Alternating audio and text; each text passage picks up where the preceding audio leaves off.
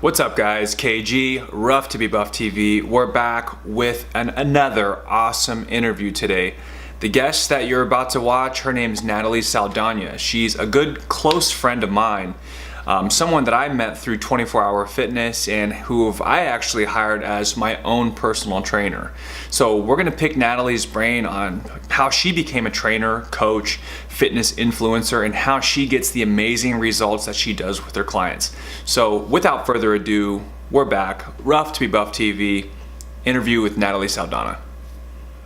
So I'm here with Natalie Saldana, my personal trainer. I got a few questions for her today. This is my first time doing Ask a Fit Bro. So Natalie, go ahead and introduce yourself. Hi, my name is Natalie. I am a personal trainer. Been one for, I think it's 7 years now. I have my bachelor's degree in kinesiology. Tell me about when you started personal training. Where did you start personal training and what are you doing now? Well, funny enough, Kyle is actually the one that hired me as a personal trainer back in 2011. That was my first job out of college. I just got my bachelor's in kinesiology, didn't really know what I wanted to do. Came across Kyle at the gym and I was like, you know what, let me give this personal training thing a try. Just thinking it would just be something to do until maybe I found something else, and ended up just really loving it, growing a passion for it, and just learned so much along the way that, I just decided to stick with it as long as I have. So what inspired you to become a coach?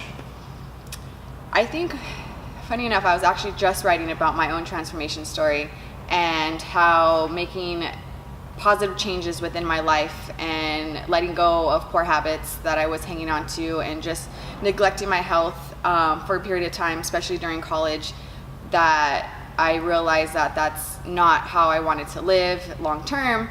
Made some changes for myself. I was always fairly skinny, fairly petite growing up, but in college I did happen to pack on weight. They always say freshman 15, that really happened to me, maybe even and more. And then I decided, you know what, that's it, lose it all. So I lost a significant amount of weight, and to me, for my size, in my opinion, but I still felt skinny and not strong and weak. I wasn't really progressing my lifts in the gym. So finally getting more into weightlifting. I actually started to get the most into weightlifting after I became a trainer. But just expanding my knowledge in fitness and going through roller coasters myself, I decided, you know what, I actually really like doing this, and maybe there is something in my future for this. Wasn't sure at the time, but hey, here I am. Cool, awesome. So tell me about this transition. I know that we're at 24 Hour Fitness. We were both working at a big, a corporate gym, or like a box gym. Now, what was it like for you, or what was it that inspired you to go from becoming that box gym trainer to being an entrepreneur and fitness influencer? That was probably the biggest decision I've ever made in my entire life to this day, and it was very uncomfortable at first because I was so comfortable with where I was at. It was steady. I had it down. I had been through several locations. I had held different positions in management, and life was good. It wasn't until I actually started to build up my social media, started to just put more of my fitness content out there, put more of myself on there, and an owner of a private gym reached out to me and said, hey, I would love to hire you, why don't you come check out the facility? And my initial reaction was, heck no, I'm good where I'm at. No, I had plenty of clients at the gym, just no, it wasn't on my list. And then after contemplating it a little bit, I was like, you know what, okay, maybe it's time. Sat down, talked to the owner, actually realized that there was so much potential for going private, wrote out numbers, he really opened my eyes as to, making me feel like I can do it and I was going to be successful at it, and in the long run it was going to be better for me. And so I did it. So how do you like it? How long have you been doing this now that you've been an entrepreneur on your own? About 6 months. And how's it going? It's going fantastic. It's rough at times. I'm still learning as I go, just with the business aspect of it. But I mean, wow, it's just so, I'm on my own. I'm my own boss. I have my clients just like I did at any other gym, but everything is all up to me, and it's such a rewarding feeling. What is the best advice that you could give someone who's first starting their fitness journey? Best advice. Number one, is to set realistic expectations and goals and be patient. I know, especially with pressure of social media and like what there is out there, I feel that a lot of people nowadays get so amped up and excited that they think that they can just transform like immediately, and that's not always the case, especially if you want to do it in a healthy way and you want these results to sustain for life. So biggest advice is, to set the realistic expectations, have a plan, and if you don't have a plan, seek someone that can help give you a plan and provide you one that you know is going to get results. So, which kind of bleeds into my next question. What makes you an effective trainer / coach? What's special about you? I think what's special about me is, for me, it's not just about the hour I'm with my client and, putting them through a workout. I really try to help them achieve and find the balance necessary to achieve their goals without feeling like a slave to a diet, without feeling like a slave to the gym, because life's gonna happen. There's gonna be a family party to go to. There's gonna be, holidays that, people tend to maybe eat a little bit more. So it's really learning how to control yourself, but at the same time, still indulge in foods that you want to eat. I don't think we should ever feel super restricted, feel like we're dieting forever. Like, no one should have to live that way. So it's not just the workout itself, it's all encompassing, and what work we have to put in outside of the gym. Absolutely. Which leads me into my next questions. I know that you had an experience hiring a coach when you were going for, I believe, bikini a couple years back. Yeah. And I know you learned a lot from that situation. Now, tell me about that experience. Entering into a bikini competition was something I wanted to do to challenge myself, and I also thought at the time it would, help me stand out more as a trainer. I would probably look my fittest, my best, but it didn't actually turn up to be so great, at least in my experience. I wasn't quite mentally ready, I wasn't physically ready, and I was, like I said, most of my life I had been fairly petite and small, and at this moment I was training 10 clients a day because I had to pay for it and it was an expense. So I'm on my feet training clients. The coach had me, do cardio on top of that 2 times a day in addition to lifting on a low calorie diet, and I lost weight, but I could tell I lost muscle. Like, I had somewhat of a booty at the time and I lost it. So that kind of sucked. And bouncing out of that, it was just once the competition was done, that was it. There was no coaching after as to how to build up my metabolism, how to start introducing foods back into my diet. And I just, from that moment on, my own fitness journey kind of took, another roller coaster, another wave. And I had to repair and build myself back and out of that. Gotcha. What advice would you give someone who's looking to hire a personal trainer or coach?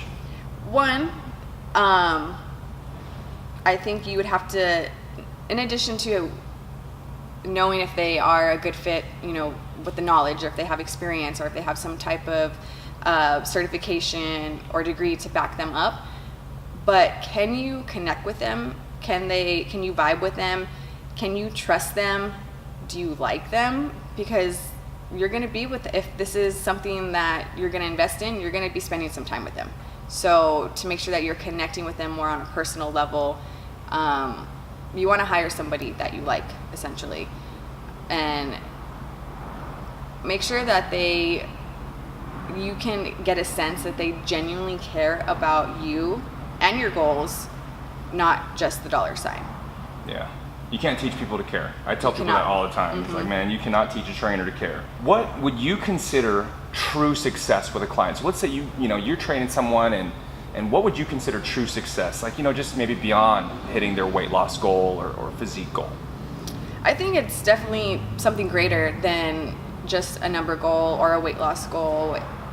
What would really determine success is, once they do achieve a goal, do they sustain it?